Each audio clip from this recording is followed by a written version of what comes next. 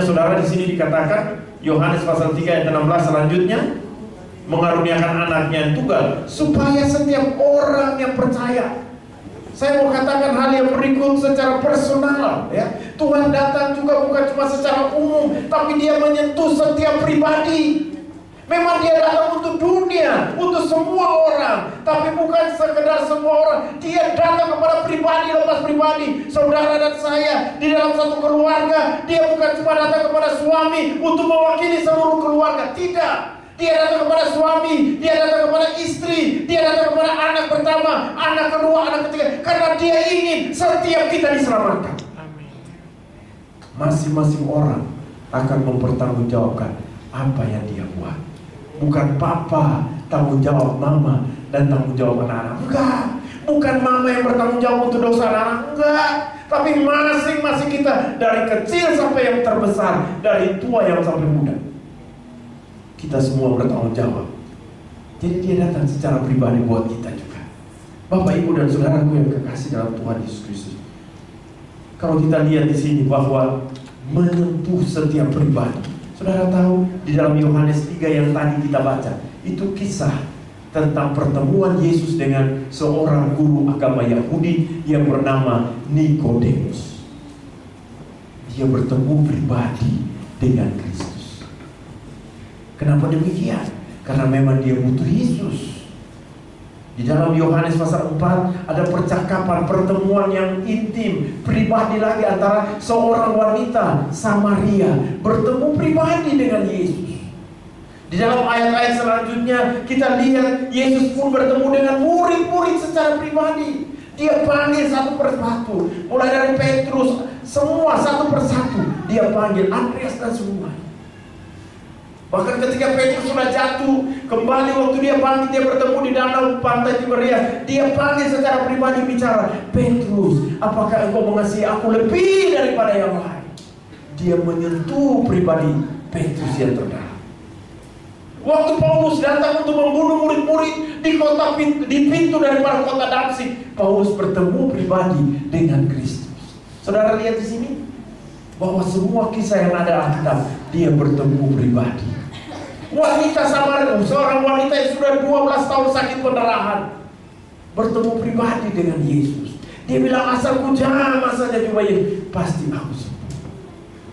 Jadi malam hari ini saya mau katakan, kalau tadi bicara tentang ketidakterbatasannya Tuhan, artinya Yesus kita, Allah kita tidak terbatas. Apapun persoalanmu, apapun masalahmu, masalah keluarga, masalah rumah tangga, masalah pekerjaan, masalah ekonomi, sakit, penyakit yang menurut dokter sudah tidak bisa ditangani, sangat terbatas, sangat mustahil, bagi Allah tidak ada mustahil. Amin. Dan yang kedua, saudara, di sini personal. Dia datang kepada setiap pribadi. Malam ini kita semua hadir secara persekutuan, ya, persekutuan umat Tuhan, secara gereja berjemaat. Tapi pribadi lepas pribadi, Tuhan sementara bicara buat kita. Roh Kudus sementara menjamah saudara dan saya. Artinya dia datang kepada satu demi satu. Bahkan kita katakan, marilah kepadaku semua yang letih dan berdua, aku akan memberikan kelegaan kepada.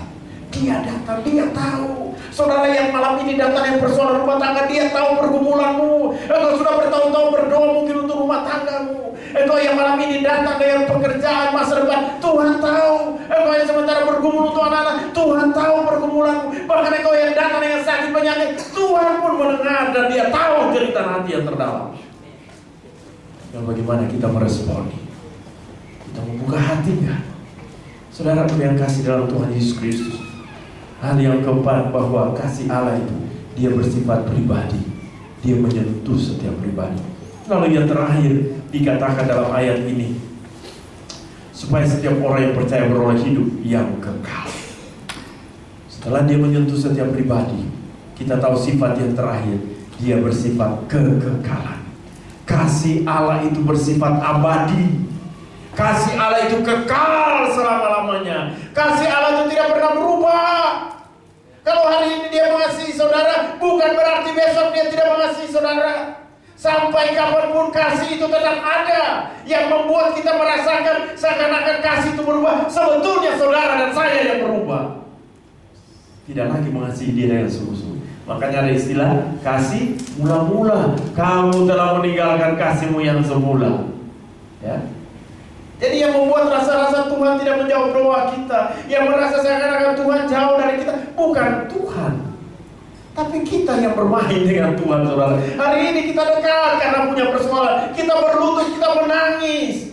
Kita datang ke rumah Tuhan Pak Markus, Pak ini, aduh Pak, sambil berlutut, kalau perlu cium Pak Markus mengangkat, aduh Pak, persoalan saya terlalu berat. Tapi besok begitu kita diberkati, selamat sore Pak Markus bilang, datang ke ibadah, oke. Tahu-tahunya nggak datang, saudara. Kita kadang-kadang bisa lihat, saudara. Ya. Saya katakan di gereja saya sangat dengan pasti bisa membedakan orang yang datang dengan persoalan dan orang yang datang dengan tidak persoalan. Dari apa, saudara? Cara berdoa. Kalau orang yang datang dengan persoalan, kadang-kadang begitu duduk di bangku gereja, dia sudah menangis, saudara. Ini pasti punya persoalan berat. Tapi kalau orang yang datang tanpa persoalan, dia ketawa terus dari awal sampai akhir. Ya. Yang jelas dia bukan orang gila, ya. Kalau orang ketawa itu dari awal sampai akhir dalam ruang ibadah, itu bukan orang gila, tapi orang yang lagi bersuka cita. Lain kalau berdiri di pinggir jalan, lagi tunggu mobil, ketawa sendiri, itu yang bahaya. Itu bisa-bisa orang gini, saudara. Kalau daerah saya bilang setengah gila. Jadi saudara yang kasih dalam Tuhan Yesus Kristus, 5 pokok malam ini kita bicara tentang kasih Allah. Allah datang untuk menyelamatkan kita. Yang pertama, kasihnya tidak terbatas. Apapun persoalan, malam ini dia sanggup. Ya, jangan engkau membatasi kuasa Tuhan bekerja. Sakit penyakit dia sanggup menyembuhkan.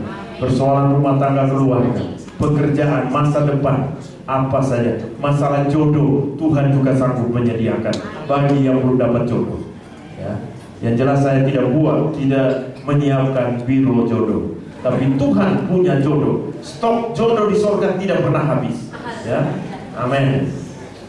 Yang kedua, dia bersifat, kasih Allah itu bersifat universal, artinya untuk seluruh dunia. Jangan kita pikir kita orang Kristen saja, Yesus datang untuk orang, tidak. Ya, Yesus datang buat dunia ini. Jadi kita tidak perlu eksklusif, tutup diri, enggak. Tuhan mau pakai kita semua jadi garam, terbuka untuk dunia ini. Jadi dia bersifat universal. Yang ketiga, dia bersifat mencari. Kasih Allah itu mencari. Dia mencari yang hilang. Dia datang mencari pribadi lepas pribadi. Dia turun dari sorga, tinggalkan bumi, sorga yang luar biasa karena saudara dan saya. Yang keempat, dia bersifat personal, bersifat pribadi. Ya, dia datang untuk setiap kita. Dan malam ini pun dia siap untuk menolong kita pribadi lepas pribadi. Lalu yang terakhir, dia bersifat kekal. Saudara, keselamatan yang dia berikan bukan keselamatan yang sementara, tapi yang bersifat kekal. Amin. Janjinya kepada murid-murid, ketahuilah, aku menyertai kamu sampai pada kesudahan zaman. Jadi hari ini, kemarin dia menyertai kita, hari ini dia menyertai kita, sampai selama-lamanya dia akan menyertai saudara. Amin. Kasihnya kekal abadi. Mari kita tunduk kepala, kita berdoa.